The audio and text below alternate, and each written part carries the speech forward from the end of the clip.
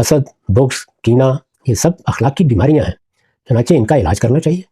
اگر آدمی ان کے بارے میں حساس نہیں ہے تو یہ بالکل ایسے ہی ہے کہ آپ اپنے بدن کو لاحق ہونے والی کسی بیماری کے بارے میں بے پرواہ ہو گئے ہیں۔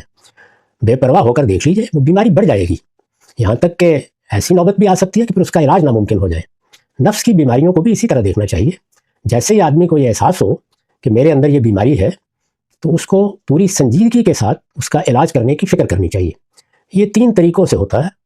ایک اپنا محاسبہ ہے، یہ محاسبہ محض ایک عمل نہیں ہے، یہ در حقیقت نفس کو پیغام بھیجنا ہے۔ دوسرے یہ ہے کہ جن لوگوں کے بارے میں آپ کا یہ خیال ہو کہ مجھے ان سے حسد محسوس ہوتا ہے یا ان کے لیے میرے دل میں کینہ ہے، یہ منفی جذبہ ختم کرنے کے لیے آپ ان کے بارے میں یہ سوچئے کہ آپ ان کے ساتھ کوئی بھلائی کر سکتے ہیں۔ جس وقت آپ اپنے نفس کو ایسی جگہ پر بھی بھلائی کے لیے آمادہ کرتے ہیں جہاں آپ کے باطن میں بغض کے، کینے کے جذبات ہوں، تو آہستہ آہستہ بھلائی کا جذبہ غلبہ پا لیتا ہے۔